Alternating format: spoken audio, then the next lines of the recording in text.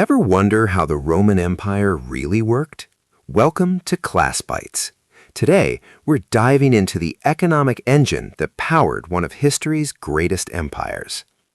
The Roman Empire was more than a legionary shield or a senator's decree. It was a colossal economic engine, one of the most integrated pre-industrial economies in history.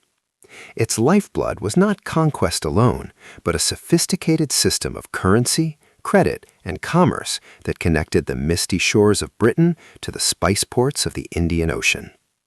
This vast network was sustained by the stability of the Roman peace, a period of unprecedented security that allowed trade to flourish across the Mediterranean, a sea the Romans confidently called Mare Nostrum, or Our Sea. At the heart of this system was a standardized tri-metallic currency. The gleaming gold Aureus, the silver Denarius that formed the backbone of the economy for nearly 5 centuries, and the large brass Sestertius used for daily transactions were recognized from Spain to Syria. One Aureus was worth 25 denarii, and a single denarius could be broken down into 4 sestertii. For a common laborer earning 1 sestertius a day, a simple tunic might cost 15 days of work. This system, however, contained a seed of its own undoing.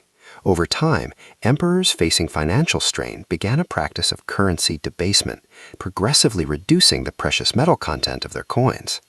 What began under Nero accelerated until by the mid-3rd century, the once proud denarius contained only a minimal amount of silver.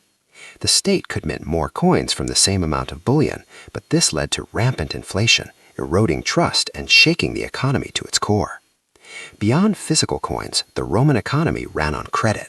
Large-scale transfers of wealth were rarely conducted with chests of gold, but through intricate networks of loans known as Nominae, managed by bankers called Argentarii. Though banking was considered a somewhat lowly profession, its function was vital. With a typical interest rate of 1% per month, credit fueled business ventures and personal finances. The system, however, was built on confidence. A sudden loss of trust could trigger a crisis, as creditors scrambled to call in their loans simultaneously, revealing the precarious nature of this financial web. This money and credit animated the bustling markets of Roman cities. The Grand Forum, initially a center for all civic life, eventually saw its commercial activities move to specialized structures. The most important of these was the Macellum, a purpose-built market for perishable goods. Here, rings of shops, or Tabernae, surrounded a central courtyard, allowing for the controlled sale of fresh meat and fish. For the capital itself, no commercial activity was more critical than the Annona, the state-managed grain supply. This monumental logistical operation ensured that the massive population of Rome, numbering around 1 million people, was fed. Fleets of grain ships sailed from the fertile fields of Egypt to the massive port complexes of Puteoli and later Portus and Ostia. There, the grain was stored in enormous granaries or horii before being distributed, often for free or at a subsidized price, to the city's populace. The labor that powered this entire enterprise, from the fields of Egypt to the mines of Spain, was fundamentally dependent on an enslaved workforce. Constituting an estimated 10 to 20% of the empire's population, enslaved people were considered property under Roman law. Their sources were varied: military conquest, piracy, or birth to an enslaved mother. They performed nearly every conceivable task. Unskilled laborers toiled under brutal conditions on large agricultural estates known as latifundia and in mines. Yet many enslaved individuals were highly skilled and educated, serving as accountants, physicians, teachers, and business managers. A distinctive feature of Roman society was the practice of manumission, the freeing of a slave. The prospect of earning or being granted freedom served as a powerful incentive for diligence and cooperation. Freedpersons or Liberti could even become citizens, a social mobility that integrated them into the broader economy in a unique way. Goods, grain, and people moved along an infrastructure network of unparalleled quality.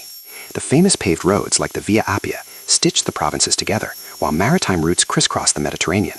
The conquest of Egypt opened a direct trade route across the Red Sea to the Indian subcontinent, satisfying the Roman appetite for Eastern luxuries. This trade was profoundly imbalanced. While the empire exported goods like wine and olive oil, it imported vast quantities of Chinese silk, Indian spices, and precious stones, creating a significant drain of gold and silver to the east. Some historians estimate that as much as 1/3 of the state's revenue came from duties on these imported goods. The demand for resources also left a lasting mark on the environment, with large-scale mining operations causing pollution and the need for timber leading to widespread deforestation. The stability that allowed this economy to fracture eventually fractured. The crisis of the 3rd century brought political chaos and civil war, which combined with hyperinflation from currency debasement severely disrupted the intricate trade networks. Emperors like Diocletian and Constantine attempted radical reforms to stabilize the system, introducing new currencies like the gold Solidus, which would remain a standard for centuries. Though the Western Empire eventually fractured, its economic legacy endured. The Roman concept of a state-controlled standardized currency influenced subsequent European and Islamic states. Its sophisticated commercial laws regarding contracts and property rights formed a foundation for modern legal systems, and its remarkable roads continued to shape the paths of trade and communication long after the last legion had marched upon them, a lasting testament to an empire built as much on commerce as on conquest. Thanks for watching. Like, subscribe, and comment below with your thoughts or what you want to see next.